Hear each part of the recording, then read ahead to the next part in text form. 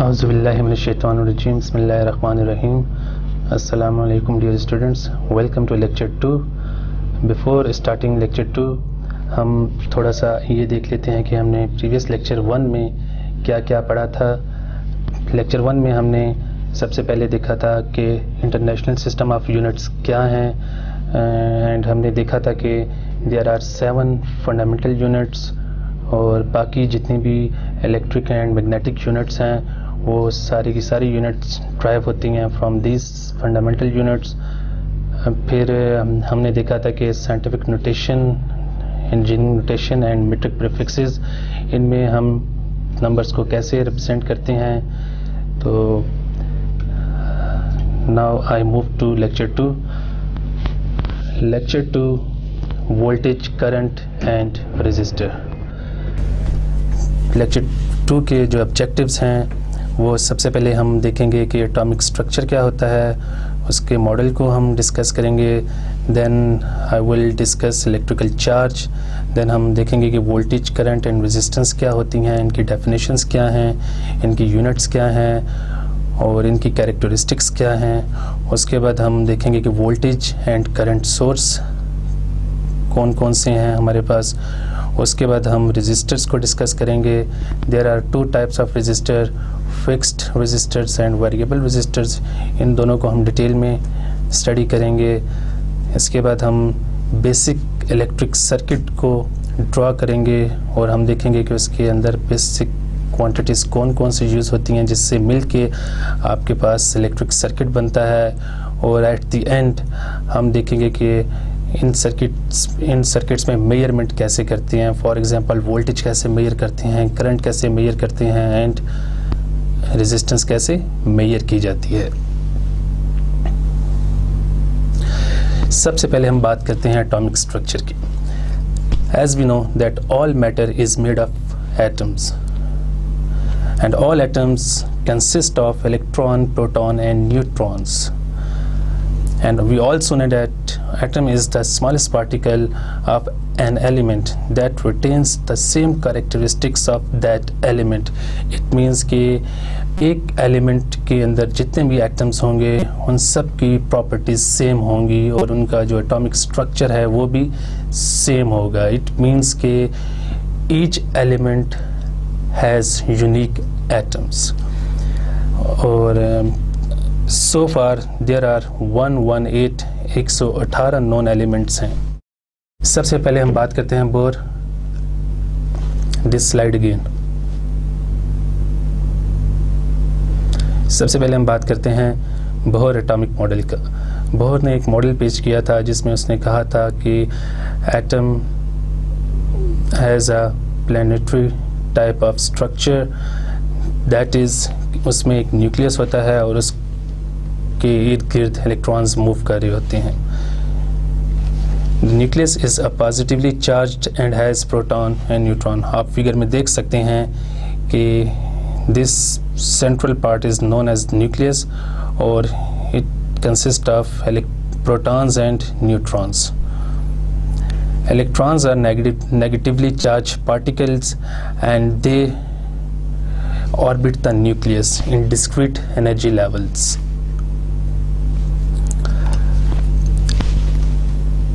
Atomic number. Atomic number is the total number of protons in the nucleus or total number of electrons orbiting the nucleus. Or atomic number is very important because all the elements are arranged in the periodic table according to atomic number. Atom जब neutral state में होता है तो number of electrons and number of protons equal होते हैं। That is electrons के ऊपर negative charge होता है, प्रोटॉन्स के ऊपर पॉजिटिव चार्ज होता है। ये दोनों चार्जेस एक दूसरे को कैंसिल करते हैं बिकॉज न्यूट्रल एटम में इन दोनों की तादाद बराबर होती है। तो हमारे पास एक न्यूट्रल एटम बनता है जिसको हम इलेक्ट्रिकली बैलेंस्ड एटम भी कहते हैं और स्टेबल एटम भी कहते हैं। कुछ एटम्स रिलेटेड छोटी छोटी डेफिनेशंस। ऑर्बिट्स क्या होते हैं? These are discrete distance from the nucleus. Shell क्या होता है? When orbits are grouped into energy levels, they form shells, and each shell have different energy levels. Shells को हम represent करते हैं 1, 2, 3 या KLMN से. अब हर शेल के अंदर नंबर ऑफ इलेक्ट्रॉन्स को कैसे फाइंड आउट किया जा सकता है? आपके सामने ये एक फार्मूला है, that is 2n square, where n is equal to number of shells. जब हम फर्स्ट शेल में इलेक्ट्रॉन्स की बात करेंगे तो हम n की जगह 1 पुट करेंगे तो आपके पास नंबर ऑफ इलेक्ट्रॉन्स हो जाएंगे 2. जब हम सेकंड शेल की बात करेंगे तो जब हम n की जगह वैल्यू 2 पुट करेंगे तो 2 2s are 4 and 4 2s are 8. It means कि सेकंड शेल में नंबर ऑफ इलेक्ट्रॉन्स 8 होते हैं. इसी तरह जब हम थर्ड शेल की बात करेंगे तो उसमें नंबर ऑफ इलेक्ट्रॉन्स कितने होते हैं? हम n की जगह वैल्यू 3 पुट करेंगे, 3 की पावर 2 है. इट मीन्स के 3 square is equal to 9 and 9 2s are 18. तो थर्ड शेल में हमारे पास 18 इलेक्ट्रॉन्स होते हैं. इसी तरह हम फोर्थ शेल की बात करेंगे तो फोर्थ शेल में आपके पास नंबर ऑफ इलेक्ट्रॉन्स, इसी तरह आप n की जगह 4 पुट करेंगे तो फोर्थ शेल में आपके पास नंबर ऑफ इलेक्ट्रॉन्स 32 होंगे. So we can say that के शेल में आपके पास 2 इलेक्ट्रॉन्स होते हैं, एल शेल में आपके पास 8 इलेक्ट्रॉन्स होते हैं, एम में आपके पास 18 इलेक्ट्रॉन्स होते हैं और एन में आपके पास 32 इलेक्ट्रॉन्स हो सकते हैं एंड सो ऑन. जैसे जैसे आप n की वैल्यू इंक्रीज करते जाएंगे आपके पास हर शेल में जितने नंबर ऑफ इलेक्ट्रॉन्स हैं वो आप इस फार्मूले से फाइंड आउट कर सकते हैं. अब हम बात करते हैं आयोनाइजेशन. आयोनाइजेशन क्या होती है?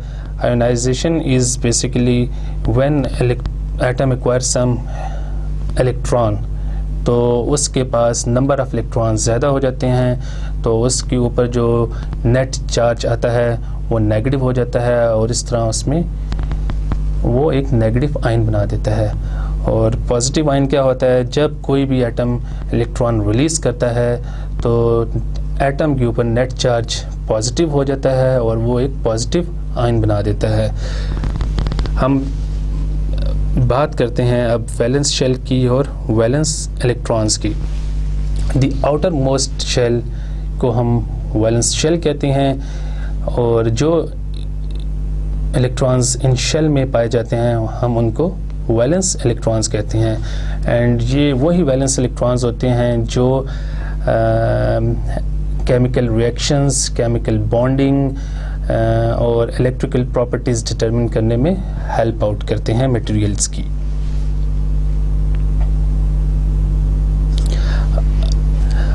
अब यहाँ हम बात करते हैं कॉपर एटम की. Copper is the most commonly used metal in electrical applications. क्योंकि कॉपर जो है that is very good conductor और ये हमारे सर्किट्स में, हमारे लैब्स में जितने भी वायर्स होती हैं वो कॉपर की ही बनी होती हैं और इसकी रीज़न ये है कि कॉपर बहुत चीप होता है और आराम से ये हमें मिल जाती है. Silver is also good conductor but that is a little bit expensive than copper. Copper का एटॉमिक नंबर जो है दैट इज़ 29. अगर आप इसको शेल्स में डिवाइड करें इन इलेक्ट्रॉन्स को तो आप देखेंगे कि फर्स्ट शेल में आपके पास यहाँ पे 2 इलेक्ट्रॉन्स आ रहे हैं, सेकंड शेल में आपके पास यहाँ पे 8 इलेक्ट्रॉन्स आ रहे हैं, थर्ड शेल में आपके पास 18 इलेक्ट्रॉन्स आ रहे हैं और फोर्थ शेल में आपके पास 1 इलेक्ट्रॉन है. इसको अगर हम ऐसे डिवाइड करें तो आप देख सकते हैं कि के शेल में आपके पास 2 इलेक्ट्रॉन्स हैं, एल में आपके पास 8 इलेक्ट्रॉन्स हैं, एम में आपके पास 18 इलेक्ट्रॉन्स हैं और एन में आपके पास कितने इलेक्ट्रॉन्स होंगे? Because the atomic number of copper is 29. तो आप इनको ऐड करें 18 and 2 20 and 8 28 और बाकी एक इलेक्ट्रॉन बचा जो आपके पास n शेल में आएगा। Hence we can say that के कॉपर के वैलेंस शेल में सिर्फ एक इलेक्ट्रॉन है।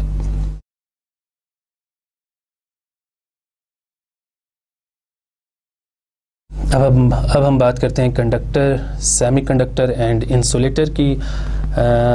हम जानते हैं कि मटेरियल्स को थ्री कैटेगरीज में डिवाइड किया जा सकता है, जिसको हम कंडक्टर, सेमीकंडक्टर एंड इंसुलेटर कहते हैं। Conductor materials have many free electrons and capable to conduct electric current easily. Conductor materials जो होते हैं इनके वैलेंस शेल में नॉर्मली 1 to 3 इलेक्ट्रॉन्स होते हैं, और जो इनको बहुत कम एनर्जी चाहिए होती है to escape from the atom. हमारे पास जो कंडक्टर की गुड एग्जांपल्स हैं उसमें गोल्ड है, सिल्वर है, कॉपर है। इंसुलेटर वो मटेरियल्स होते हैं which do not conduct electric current under normal conditions. It is difficult to make the free electrons into conduction band while the physical characteristics of the material remain unchanged. अब conduction band क्या होता है? आपके पास दो band होते हैं, एक valence band होता है। वैलेंस बैंड वो बैंड होता है जो आउटर मोस्ट शेल होता है, उसमें जो इलेक्ट्रॉन्स जिस एनर्जी लेवल पे होते हैं उसको हम वैलेंस बैंड कहते हैं। जब ये इलेक्ट्रॉन्स जंप करके जब ये इलेक्ट्रॉन्स एनर्जी एक्वायर करते हैं तो ये जंप करके कंडक्शन बैंड में मूव कर जाते हैं, और कंडक्शन बैंड में जो इलेक्ट्रॉन्स होते हैं they make the current possible. Semiconductors क्या होते हैं? Semiconductor materials lie between conductors and insulator. Semiconductor do not conduct current at normal condition. अगर इसकी कुछ मॉडिफिकेशन की जाए तो they also behave like a conductor. Semiconductor में आपके पास जो एग्जांपल्स आती हैं वो silicon, carbon, germanium, these are the examples of semiconductor. और सेमीकंडक्टर को कैरेक्टराइज ऐसे किया जाता है कि इसके वैलेंस शेल में 4 इलेक्ट्रॉन्स होते हैं। अगर हम इन तीनों कैटेगरीज इंसुलेटर, सेमीकंडक्टर, कंडक्टर के एनर्जी बैंड डायग्राम देखें तो आप देख सकते हैं इंसुलेटर के केस में आपके पास 2 बैंड हैं, एक को वैलेंस बैंड कहते हैं, एक को कंडक्शन बैंड कहते हैं। वैलेंस बैंड वो होता है जिसमें वैलेंस इलेक्ट्रॉन्स होते हैं। जब इन इलेक्ट्रॉन्स को सफिशिएंट एनर्जी प्रोवाइड की जाए तो ये इलेक्ट्रॉन्स वैलेंस बैंड से जंप करके कंडक्शन बैंड में चले जाते हैं, और वहाँ पे ये as a free electrons behave करते हैं। तो इंसुलेटर के केस में आप देखें कि energy gap is very very big. It means कि इंसुलेटर में आपको बहुत ज़्यादा एनर्जी की ज़रूरत है to make the electrons free. Semiconductor में आप देखें कि वैलेंस बैंड और कंडक्शन बैंड में energy gap is relatively small as compare to insulator. It means कि अगर आप एनर्जी गैप जितनी एनर्जी प्रोड्यूस कर सकते हैं, प्रोवाइड कर सकते हैं इस मटेरियल को, तो इसके वैलेंस बैंड में जो इलेक्ट्रॉन्स होंगे वो जंप करके कंडक्शन बैंड में जा सकते हैं। और अब हम कंडक्टर की बात करते हैं। कंडक्टर में आप देख सकते हैं कि वैलेंस बैंड और कंडक्शन बैंड ओवरलैप कर रहे हैं। इट मीन्स कि यहाँ पे बहुत कम एनर्जी चाहिए इलेक्ट्रॉन्स को फ्री करने के लिए।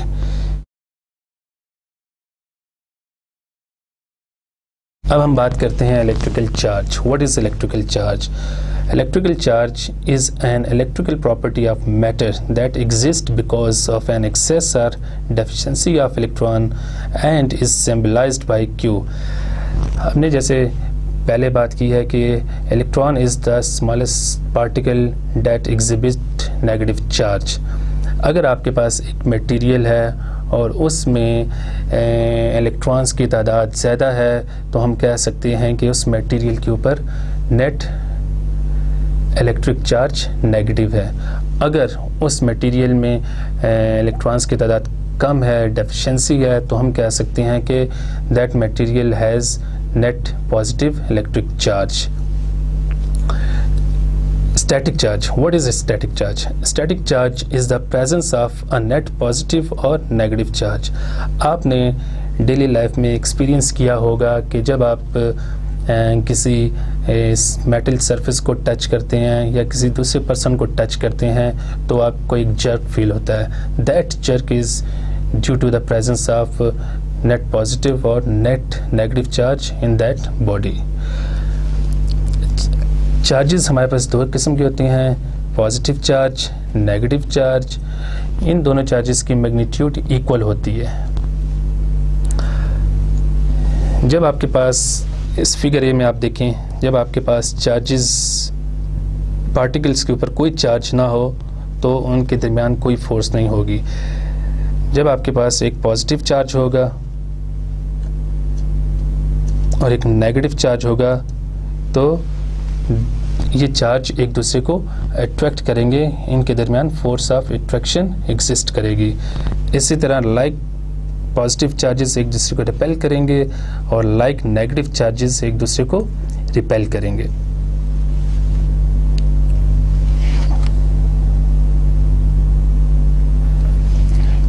इलेक्ट्रिक चार्ज को थोड़ा सा हम और एक्सप्लेन करते हैं और इसकी वजह से जो फिनोमेना अकर होता है हम उसको भी देखते हैं।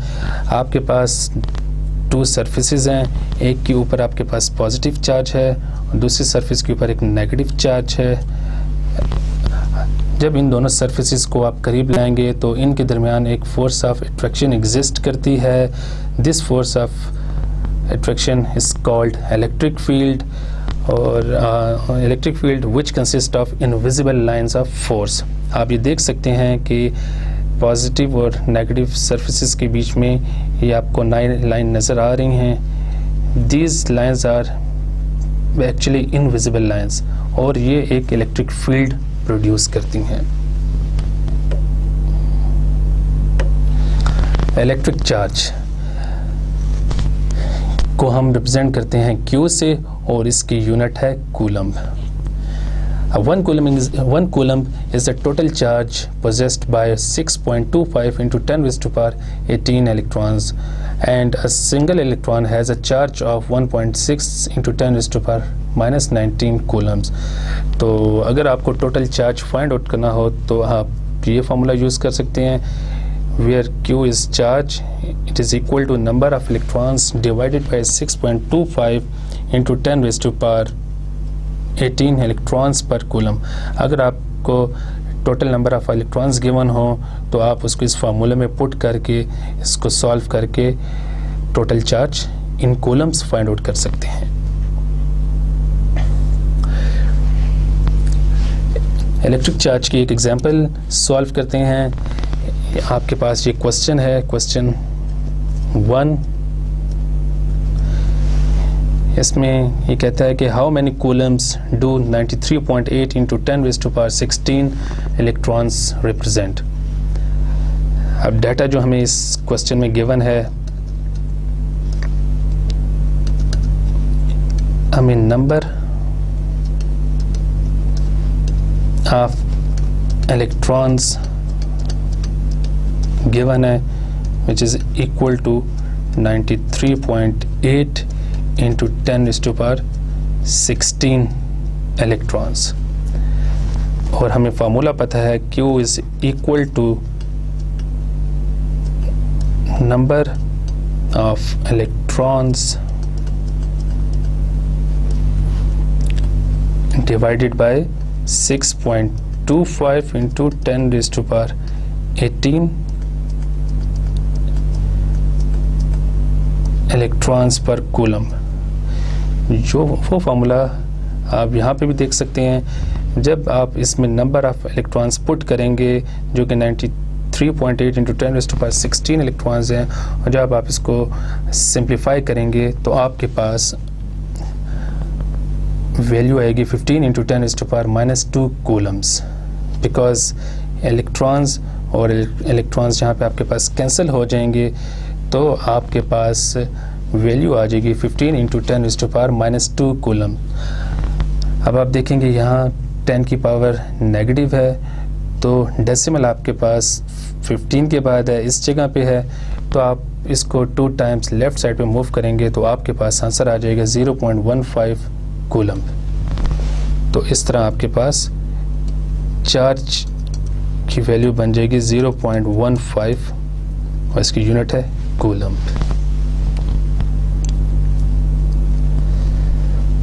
अब हम बात करते हैं वोल्टेज, करंट एंड रेजिस्टेंस की।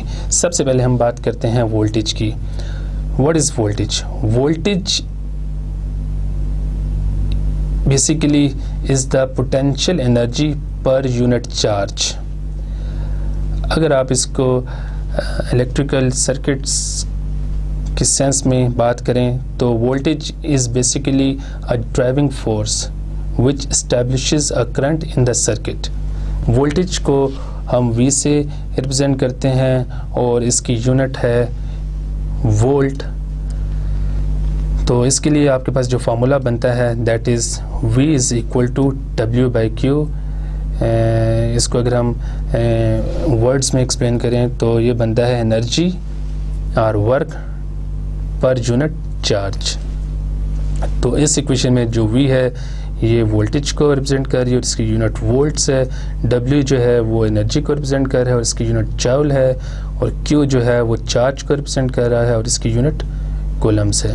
वोल्टेज की और अगर डेली लाइफ में एग्जांपल देखें तो वोल्टेज की एक एनालॉजी है कि आपके घर की छत पे जो वाटर टैंक पड़ा है उसमें अगर आपको पानी फिल करना होगा तो आपको कुछ फोर्स एक्सर्ट करना होगी पानी के ऊपर, जैसे कि हमारे घरों में मोटर्स लगी होती हैं, पंप्स लगी होती हैं, तो वो उस टैंकी को फुल कर देती हैं। अब जब पानी स्टोर हो जाता है वाटर टैंक में, now it has got sufficient potential energy to do any work. One special definition of voltage: 1 volt is the potential difference between 2 points when 1 joule of energy is used to move 1 coulomb of charge from one point to the other। इसको अगर आप को मैं explain करना चाहूँ तो अगर आपके पास एक चार्ज पोजीशन A पे है Q, अगर इस चार्ज को आप पॉइंट A से मूव करेंगे पॉइंट B पे, तो यहाँ पे चार्ज की पोटेंशियल एनर्जी कुछ और है और यहाँ पे चार्ज की पोटेंशियल एनर्जी कुछ और है। अब इन दोनों पोटेंशियल एनर्जी का जो डिफरेंस है this is known as potential difference और वोल्टेज। वोल्टेज से रिलेटेड एक एग्जांपल हम सॉल्व करते हैं। यहाँ पे क्वेश्चन है, if 50 joule of energy are available for every 10 coulomb of charge, what is the voltage?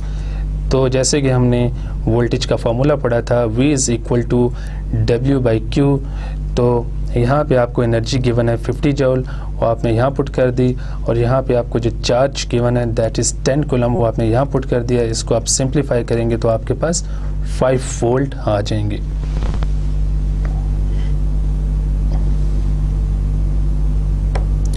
Current, जैसे कि मैंने पिछली स्लाइड में बात की थी कि voltage is a force which produce a current in an electrical circuit. अब ये करंट क्या होता है, आपके पास अगर एक कंडक्टिव मटेरियल हो तो आप देखेंगे कि उसके अंदर इलेक्ट्रॉन्स रैंडमली मूव कर रहे होते हैं आगे पीछे, उनकी कोई सर्टेन डायरेक्शन नहीं होती। लेकिन जब आप उस मटेरियल के क्रॉस वोल्टेज अप्लाई कर देते हैं, इस साइड पे अगर आप नेगेटिव टर्मिनल को अटैच कर दें, इस साइड पे आप पॉजिटिव टर्मिनल को अटैच कर दें, तो आप देखेंगे कि नेगेटिव साइड जो है वो इलेक्ट्रॉन्स को रिपेल करेगी राइट साइड पे, और जो पॉजिटिव साइड है वो इलेक्ट्रॉन्स को अट्रैक्ट करेगी तो राइट साइड पे। तो इस तरह एक इलेक्ट्रॉन्स जो हैं वो सर्टेन डायरेक्शन अटेन कर लेंगे और इलेक्ट्रॉन का फ्लो स्टार्ट हो जाएगा, and this flow is known as current. Electric current is the rate of flow of charges. इसके लिए जो आपके पास इक्वेशन होती है that is I is equal to Q/T, where I is current and its unit is ampere, Q is charge and its unit is coulomb, and T is time and its unit is second.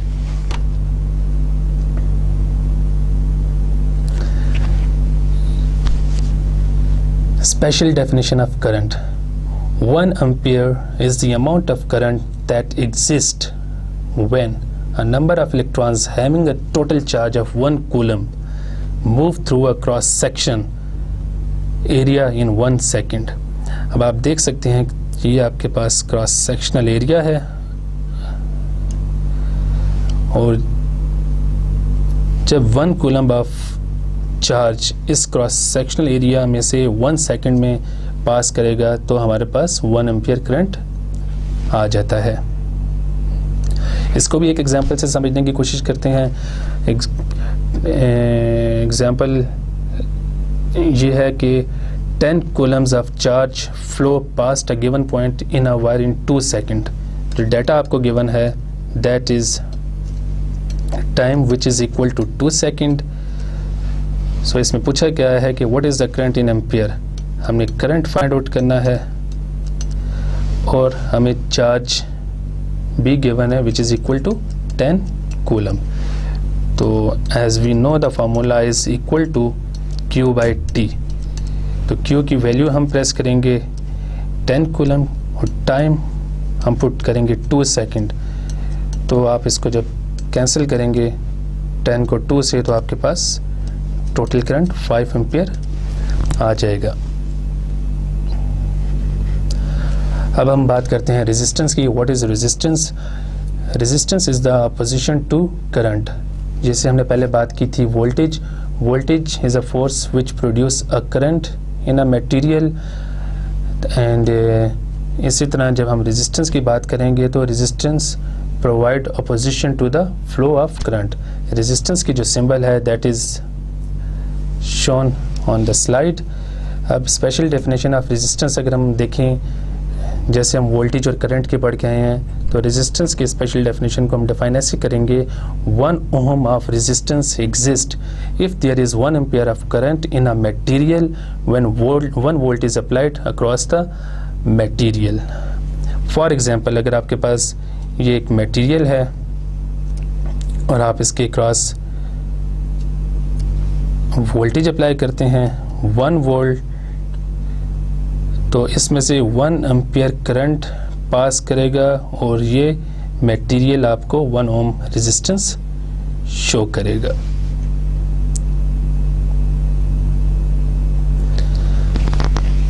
Conductance, the reciprocal of resistance is conductance और इसका symbol G होता है और it is a measure of the ease with which current is established as it is the reciprocal of resistance. So we can say that when resistance provide a resistance to the flow of current, conductance provide ease to the flow of current. इसका formula जो है that is G is equal to 1 by R और इसकी unit जो है ये siemens है और जैसे कि रेजिस्टेंस की यूनिट ओहम्स होती है तो कंडक्टेंस की यूनिट को हम MHO भी कहते हैं जो इसका रिवर्स होती है।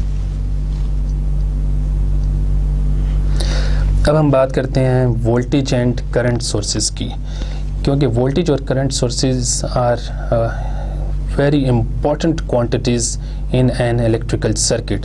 A voltage source provide electrical energy or electromotive force जिसको EMF भी कहते हैं to the electrons to flow in the circuit. हमारे पास जो वोल्टेज सोर्स है उसको DC वोल्टेज सोर्स को हम रिप्रेजेंट ऐसे करते हैं लाइक आपके पास एक बड़ी लाइन होती है, एक छोटी लाइन होती है, एक बड़ी लाइन होती है और एक छोटी लाइन होती है। इसको DC वोल्टेज सोर्स का सिंबल कहते हैं और अगर आपके पास AC वोल्टेज सोर्स है तो आप एक सर्कल लगा के उसमें ये साइन लगाएंगे तो आपके पास AC वोल्टेज सोर्स बन जाएगा। सो ये DC वोल्टेज सोर्स का सिंबल है और ये AC वोल्टेज सोर्स का सिंबल है। What is ideal voltage source? Ideal voltage source में ये होता है कि आपके पास कांस्टेंट वोल्टेज होती है for all the current values. इसको अगर हम फिगर से एक्सप्लेन करना चाहें तो आप देखेंगे कि आपके पास एक्स एक्सिस पे करंट गिवन है, आपके पास वाई एक्सिस पे वोल्टेज गिवन है। तो ये जो ब्लू लाइन आपको नज़र आ रही है, दिस शोज़ द वोल्टेज। अब आप देख सकते हैं कि voltage is almost constant for all the values of current. यहाँ आपके पास इस साइड पे करंट की वैल्यू चेंज हो रही है, लेकिन आप देख रहे हैं कि वोल्टेज की वैल्यू कांस्टेंट है। तो इसको हम कहते हैं आइडियल वोल्टेज सोर्स। प्रैक्टिकली ये वोल्टेज सोर्स एग्जिस्ट नहीं करते, लेकिन हम इसको अप्रॉक्सीमेट कर सकते हैं वोल्टेज सोर्स के साथ। अब हमारे पास हम देखते हैं types of DC voltage sources. There are many types of DC voltage sources. सबसे पहले उसमें है बैटरीज। बैटरी क्या होती है? It is a type of voltage sources that converts chemical energy into electrical energy. Battery consist of more than 1 or 2 cells. और basic diagram of cell आप देख सकते हैं स्लाइड में। इस सेल के मेन 4 पार्ट्स हैं। एक है इसमें पॉजिटिव इलेक्ट्रोड, इसमें नेगेटिव इलेक्ट्रोड है, इसमें इलेक्ट्रोलाइट है, इसमें फोरस सेपरेटर है।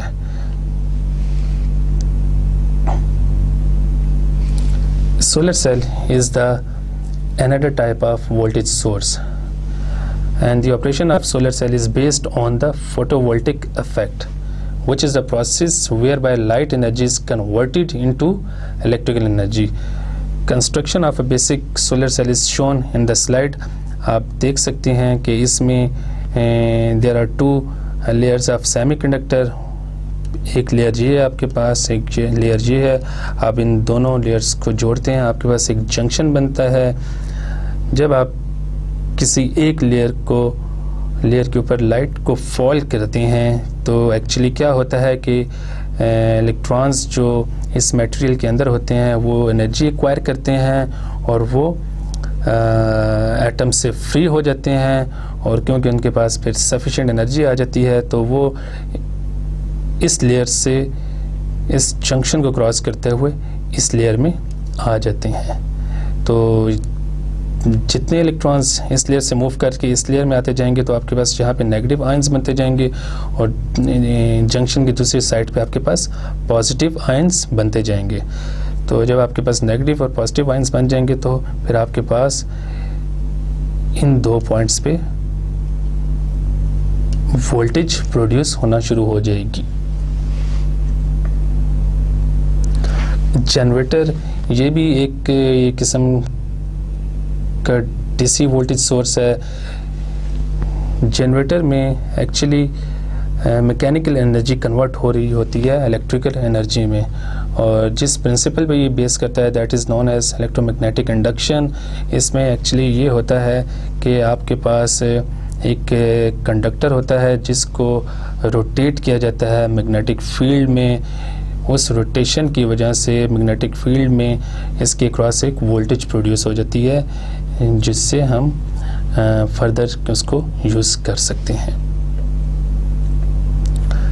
लेकिन सबसे इम्पोर्टेंट जो वोल्टेज सोर्स है वो है इलेक्ट्रॉनिक पावर सप्लाई, जो हम इलेक्ट्रॉनिक्स लैब्स में यूज़ करते हैं। इसमें ये electronic power supply actually converts the AC voltage from a wall outlet to a constant DC voltage.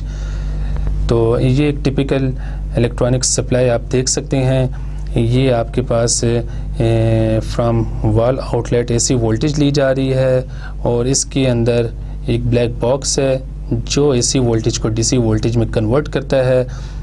और आप देख सकते हैं आपके पास एक पॉजिटिव टर्मिनल है यहाँ पे और एक नेगेटिव टर्मिनल है, जिसको आप आगे फर्दर डिफरेंट सर्किट्स में यूज़ कर सकते हैं, उनको वोल्टेज सप्लाई कर सकते हैं। अब हम बात करते हैं करंट सोर्स की। आइडियल करंट सोर्स में जैसे कि हमने वोल्टेज करंट सोर्स की बात की थी कि voltage remain constant for all values of current, तो आइडियल करंट सोर्स में current remain constant for all values of voltage. आप देख सकते हैं कि आपके पास इस केस में एक्स एक्सिस पे वोल्टेज है और वाई एक्सिस पे करंट है। तो ये जो आपको रेड लाइन नज़र आ रही है ये करंट को शो कर रही है। आप देख सकते हैं कि आपके पास यहाँ से वोल्टेज की वैल्यू चेंज हो रही है, लेकिन करंट की value remain constant for all the values of voltage. जो इसका सिंबल है उसको ऐसे रिप्रेजेंट करते हैं। इसमें एक अप एरो होता है, उसके गिर्द एक सर्कल होता है और ये दो लीड्स निकली होती हैं इसकी। अब हम बात करते हैं टाइप्स ऑफ रेजिस्टर्स की। There are two types of resistor, fixed resistor and variable resistor. इस फिगर में आपको बहुत से फिक्स रेजिस्टर्स, डिफरेंट टाइप्स के फिक्स रेजिस्टर्स नज़र आ रहे हैं। फिगर ए में जो रेजिस्टर्स हैं इनको कहते हैं carbon composition resistor. Figure B में आप देख सकते हैं कि मेटल फिल्म चिप रेजिस्टर है। फिगर सी में चिप रेजिस्टर अरे है। फिगर डी में रेजिस्टर नेटवर्क है। फिगर ई में रेजिस्टर नेटवर्क सरफेस माउंट है एंड फिगर एफ में radial lead for PC board insertion resistor है। लेकिन इनमें से जो सबसे ज़्यादा इलेक्ट्रॉनिक्स लैब में यूज़ होता है that is carbon composition resistor. तो हम नेक्स्ट स्लाइड में देखते हैं कि इसकी बेसिक कंस्ट्रक्शन कैसे होती है। इस फिगर में आप देख सकते हैं cut view of a carbon composition resistor. इस रेजिस्टर को बनाया जाता है by a mixture of finely grained carbon, insulating filler and resin binder. इसमें जो कार्बन और इंसुलेटिंग फिलर की रेशियो होती है वो इस रेजिस्टर की वैल्यू को सेट करता है। उस मिक्सचर को एक रॉड के ऊपर चढ़ाया जाता है और उसके बाद उसकी ऊपर एक इंसुलेटेड कोटिंग कर दी जाती है और सबसे बाहर आउटर सरफेस के ऊपर उस कलर बैंड्स लगा दी जाती हैं, जिससे आप उस रेजिस्टर की वैल्यू को कैलकुलेट कर सकते हैं। जो हम आगे पढ़ेंगे कि रेजिस्टर की वैल्यू को कलर बैंड से कैसे कैलकुलेट किया जाता है।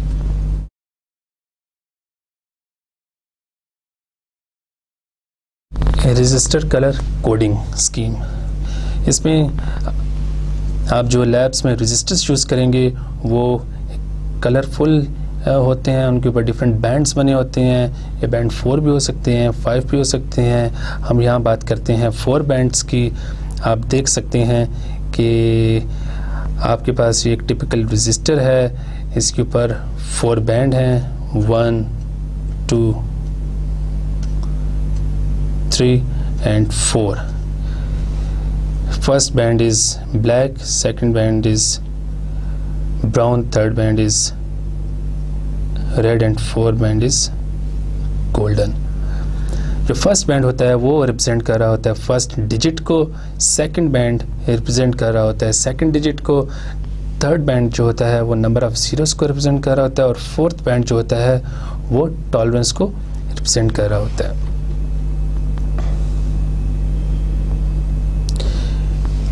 ये कलर कोड स्कीम है। इसमें आप देख सकते हैं कि जो कलर के कॉरस्पॉन्डिंग डिजिट्स लिखे हुए हैं।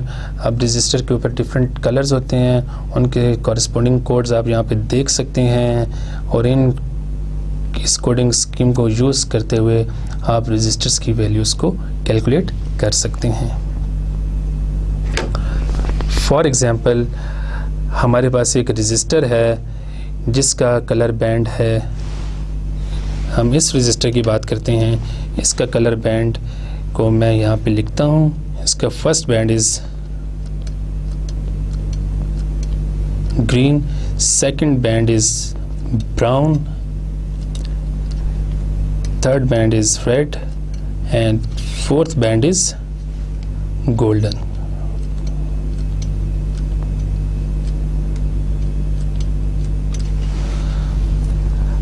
अब इन कलर्स के कॉरस्पॉन्डिंग जो डिजिट्स हैं वो हम इनकी जगह पुट करते हैं।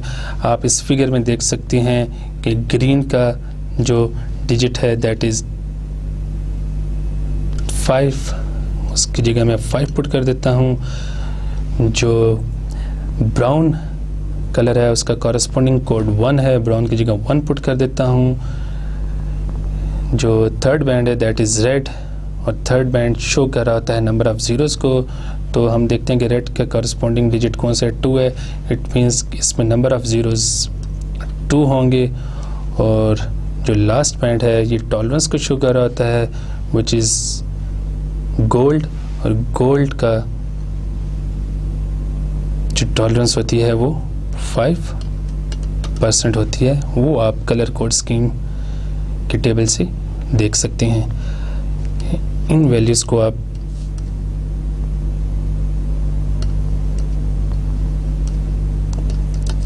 ऐसे लिख सकते हैं, और इसको आप 5100 ओम प्लस माइनस 5% लिख सकते हैं। और अगर आप इसको मेट्रिक प्रीफिक्स की फॉर्म में लिखें तो it will become 1.5 kilo ohm plus minus 5%। It means कि हमने कलर बैंड से रजिस्टर की वैल्यू डिटरमिन कर ली है विच इज़ 5.1 किलो ओम। अब जो ये प्लस माइनस 5% है ये टॉलरेंस है, और ये शो करता है कि रजिस्टर की वैल्यू हमेशा फिक्स नहीं होती। जब आप उसको डिफरेंट जगहों पे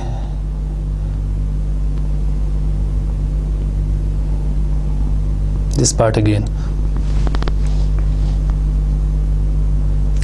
अब आप देख सकते हैं कि हमारे पास इस रजिस्टर की वैल्यू 5.1 किलो ओम आ गई है जो हमने कलर बैंड से डिटरमिन की है।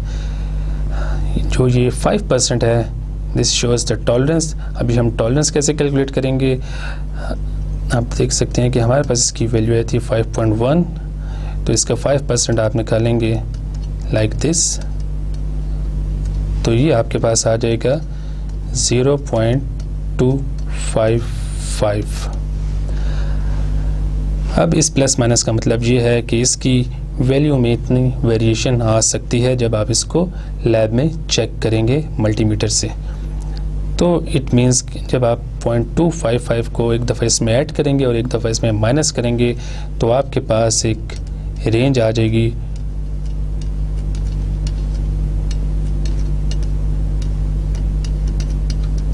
दिस रेंज, जो यहाँ पे भी मेंशन है, दैट इज़ 4.845 to 5.355।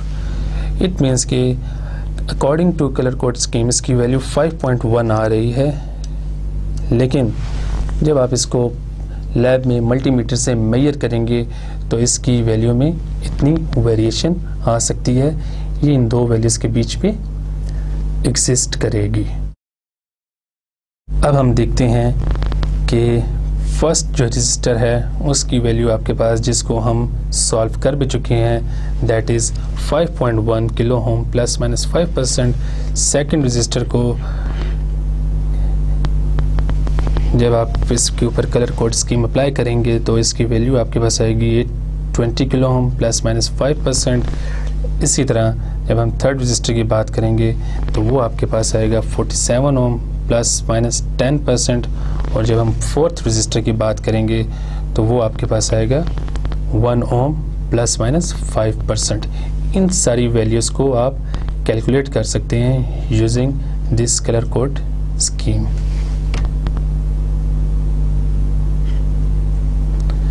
अब हम बात करते हैं वेरिएबल रजिस्टर्स की। वेरिएबल रजिस्टर्स वो रजिस्टर्स होते हैं जिनकी वैल्यू को आप चेंज कर सकते हैं व्हेन यू रिक्वायर्ड। ये चेंजिंग मैनुअल भी हो सकती है और ऑटोमेटिक भी हो सकती है। वेरिएबल रजिस्टर के जो टू मेन यूजेस हैं वो वोल्टेज को डिवाइड करना या करंट को कंट्रोल करना। When variable resistor use as to divide voltage, it is known as potentiometer, and when variable resistor is used as to control current, it is known as rheostat। आप variable resistor को आप यहाँ देख सकते हैं, in the form of potentiometer. आप देख सकते हैं कि पोटेंशियोमीटर की 3 लेग्स हैं। लेग 1,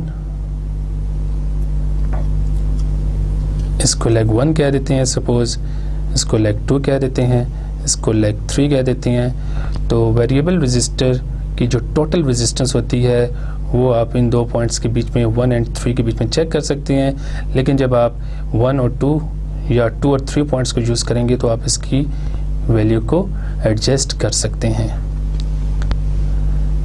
रियोस्टेट में क्या होता है, ये it is also a variable register, but इसमें एक लेग को आप अटैच कर देते हैं। वेरिएबल रजिस्टर्स वो रजिस्टर्स होते हैं जिनकी वैल्यूज़ को आप चेंज कर सकते हैं व्हेन रिक्वायर्ड। वेरिएबल रजिस्टर्स को हम यूज़ कर सकते हैं 2 पर्पस के लिए, या तो वोल्टेज डिवाइड करने के लिए या करंट को कंट्रोल करने के लिए। जब हम वेरिएबल रजिस्टर को यूज़ करते हैं फॉर वोल्टेज डिवाइड तो इसको हम कहते हैं पोटेंशियोमीटर, और जब वेरिएबल रजिस्टर को आप यूज़ करते हैं टू कंट्रोल करंट, इसको हम कहते हैं रियोस्टेट। वेरिएबल रजिस्टर की 3 लेग्स होती हैं, 1, 2, 3। लेग 1 और 3 के बीच में इस रजिस्टर की टोटल रेजिस्टेंस आपको मिल रही होती है। लेकिन जब आप इसको as a variable resistor use करेंगे तो आप लेग 1 और 2 या लेग 2 और 3 यूज़ करेंगे। रियोस्टेट में आप क्या करते हैं कि इसकी सेंटर वाली लेग को लेग 1 या लेग 3 के साथ अटैच कर देते हैं। वेरिएबल रजिस्टर का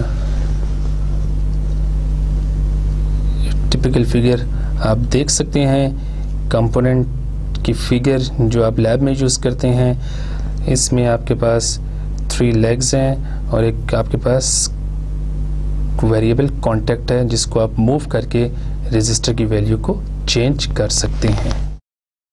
अब हम बात करते हैं बेसिक इलेक्ट्रिक सर्किट की। सर्किट पे जाने से पहले हम बात करते हैं करंट की डायरेक्शन पे। There are 2 types of current direction. एक को हम इलेक्ट्रॉन फ्लो डायरेक्शन कहते हैं और दूसरी डायरेक्शन को कन्वेंशनल करंट डायरेक्शन कहते हैं। इलेक्ट्रॉन फ्लो डायरेक्शन वो डायरेक्शन होती है जिसमें आपके पास current is out of negative terminal through the circuit into the positive terminal, और कन्वेंशनल करंट डायरेक्शन में आपके पास current is out of positive terminal through the circuit into the negative terminal.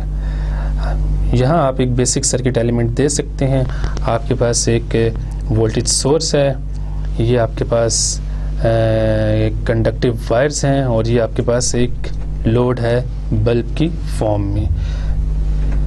Bulb की एक साइड को आप connect करेंगे positive terminal के साथ और बल्ब की दूसरी साइड को आप कनेक्ट करेंगे नेगेटिव टर्मिनल के पास के साथ। तो इस तरह ये आपका सर्किट कंप्लीट हो जाता है और जब आप बैटरी को ऑन करेंगे तो आपका बल्ब ऑन हो जाएगा। इसी सर्किट का अगर हम शेमेटिक देखें तो वो कुछ इस तरह का होता है। वोल्टेज सोर्स को आप रिप्रेजेंट करते हैं इस तरह, और ये जो लाइंस हैं ये एक्चुअली कंडक्टिव वायर्स को शो कर रही हैं, और ये आपके पास जो लैंप है ये एक्चुअली आपके पास एक लोड है, और ये आपके पास एक कंप्लीट सर्किट बन गया है। और हम अपने फ्यूचर कोर्स में जितने भी इलेक्ट्रिक सर्किट्स बनाएंगे वो इसी फॉर्म के होंगे। Basic circuit measurement. सर्किट के अंदर डिफरेंट क्वांटिटीज़ को मेजर करने के लिए आपके पास एक डिवाइस होता है जिसको हम कहते हैं multimeter. Multimeter can be used to measure voltage, current and resistance, and इसके अंदर बहुत सी और भी ऑप्शंस होते हैं। इसको DMM भी कहते हैं, डिजिटल मल्टीमीटर। इसमें आप देख सकते हैं इसमें एक रेड लीड होती है जो पॉजिटिव को शो कर रही होती है टर्मिनल को, और एक ब्लैक लीड होती है जो नेगेटिव टर्मिनल को शो कर रही होती है। अब हम कुछ सर्किट में बेसिक मेजरमेंट्स करते हैं कि वोल्टेज को कैसे मेजर किया जा सकता है। फॉर एग्जांपल आपके पास एक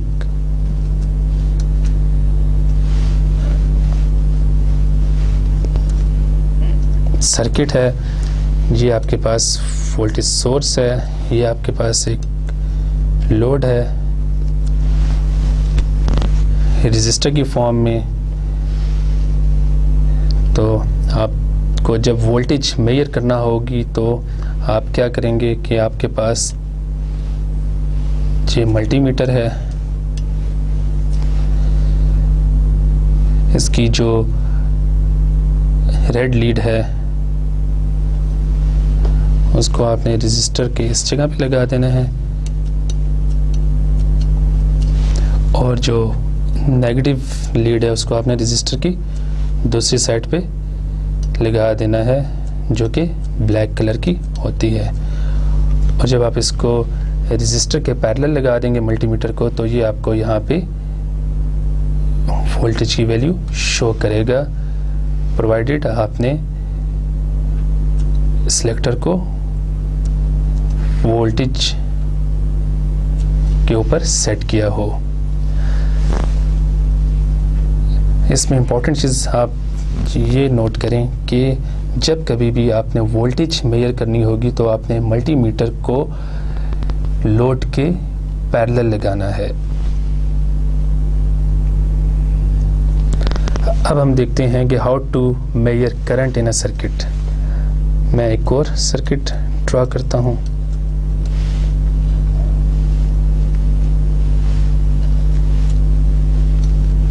सेम सर्किट जो हमने वोल्टेज मेजर करने के लिए ड्रा किया था। ये आपके पास वोल्टेज सोर्स है, ये आपके पास रेजिस्टर है। अब हमने इसमें करंट मेजर करना है यूजिंग मल्टीमीटर। तो इसके लिए आप क्या करेंगे कि सबसे पहले आप सर्किट के पाथ को ब्रेक करेंगे।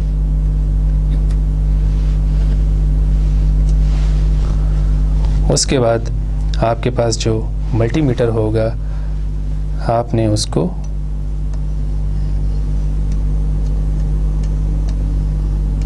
इसकी वैल्यू को एम्पेयर पे सेट करना है, और जो रेड लीड होगी उसको आपने अटैच कर देना है इस साइड पे, और जो ब्लैक लीड होगी उसको आपने अटैच कर देना है इस साइड पे।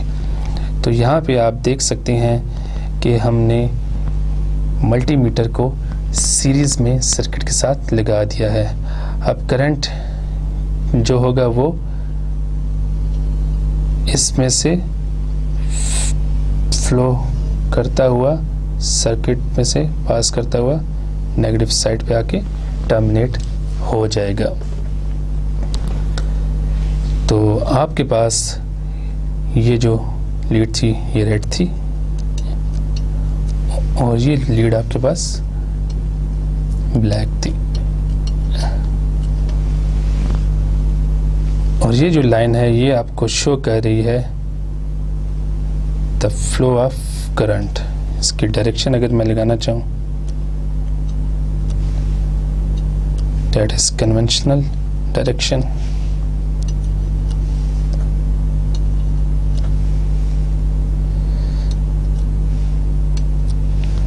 और यहाँ पे आके टर्मिनेट हो जाएगा। तो जब भी आपने सर्किट में से करंट मेजर करना होगा तो आपने मल्टीमीटर को सीरीज में लगा देना है।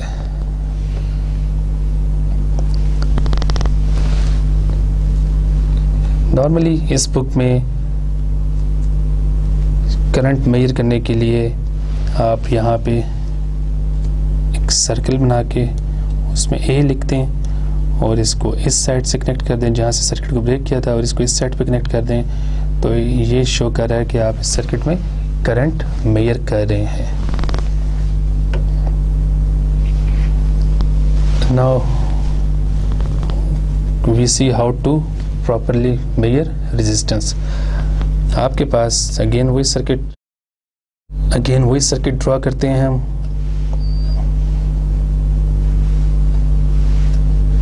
आपके पास वोल्टेज सोर्स है, ये आपके पास रेजिस्टेंस है।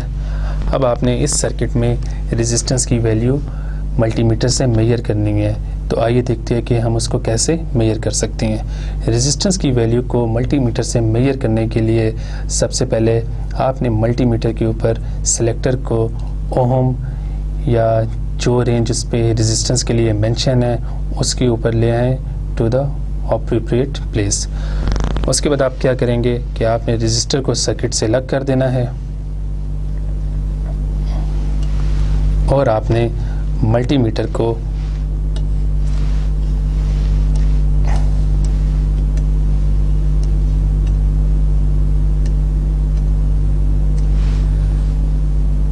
मल्टीमीटर की जो पॉजिटिव लीड है जो कि रेड है उसको एक साइड पे लगा दें और मल्टीमीटर की जो नेगेटिव लीड है जो कि ब्लैक है उसको आप दूसरी साइड पे लगा दें। तो ये मल्टीमीटर आपको यहाँ पे रेजिस्टेंस की वैल्यू शो करेगा।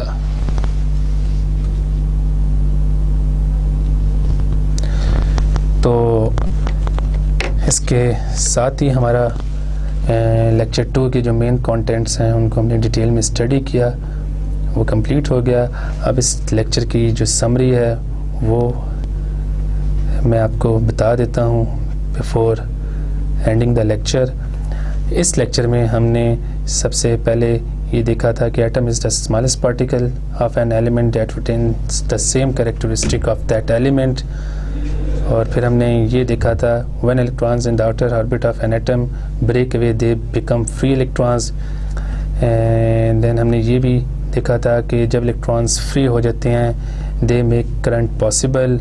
फिर हमने इलेक्ट्रिक चार्ज को डिस्कस किया था और हमने ये देखा था कि like charges repel each other and opposite charges attract each other.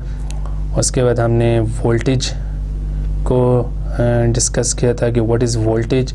Voltage is the driving force to establish a current in the circuit.